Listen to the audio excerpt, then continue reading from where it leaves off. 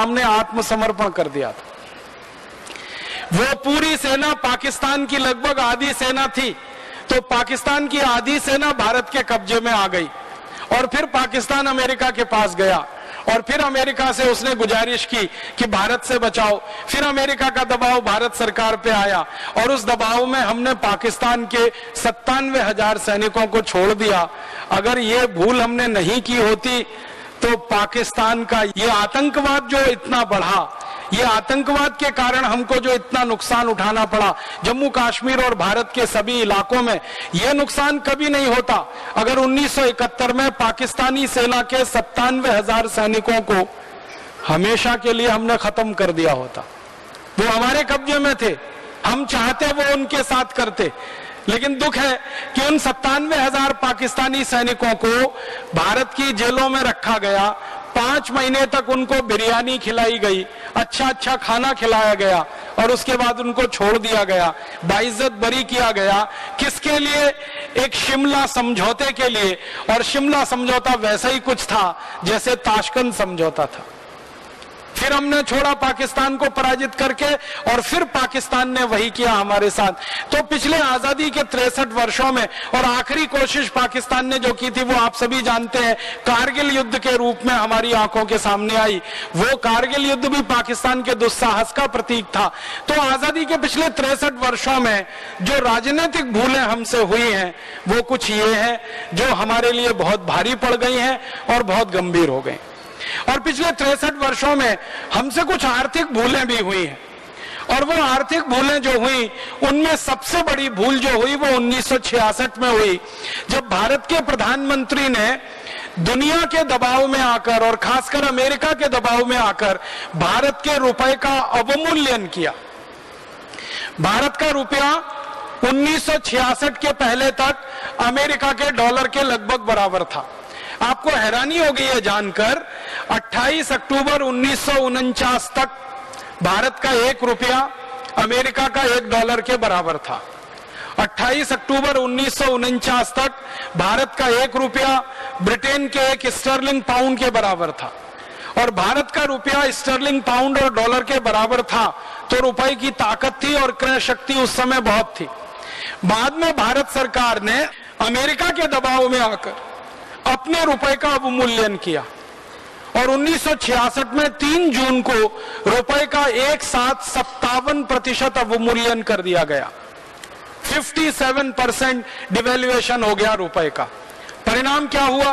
Dollar 57% महंगा हो गया, रुपया 57% सस्ता हो गया। और उसके बाद एक सिलसिला चला कि रुपए की कीमत गिरती ही गई, गिरती ही गई, गिरती ही गई, गिरती ही गई।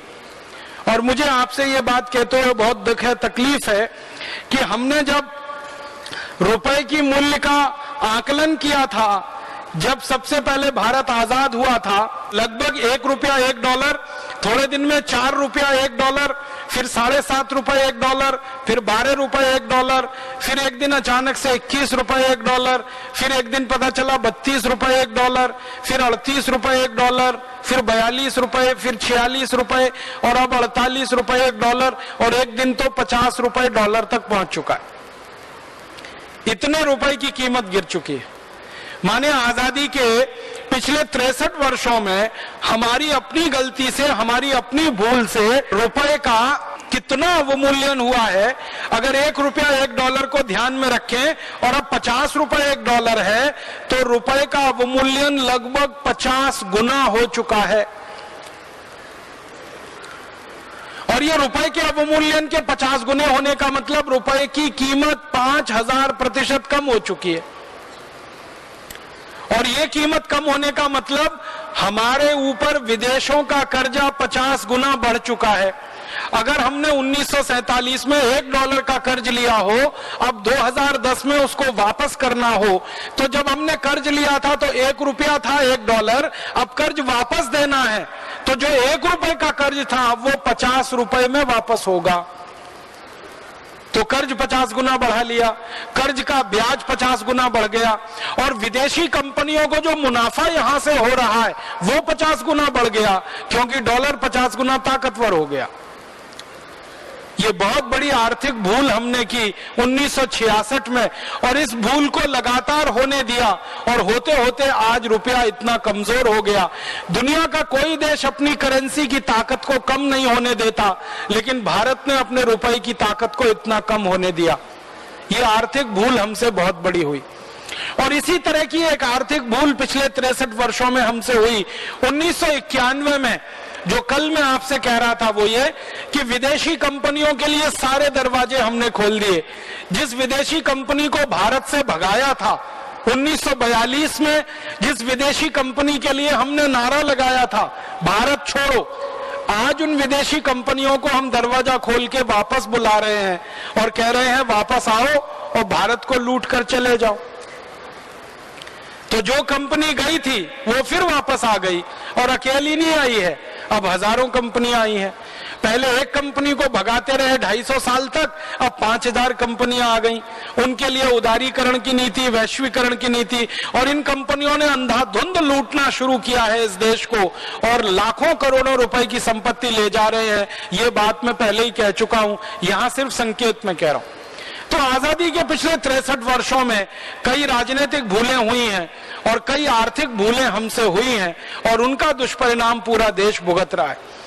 आजादी के बाद में एक और भूल हुई है जो बड़ी राजनीतिक भूल है, जिसका संकेत परम पूजनीय स्वामी जी कर चुके हैं।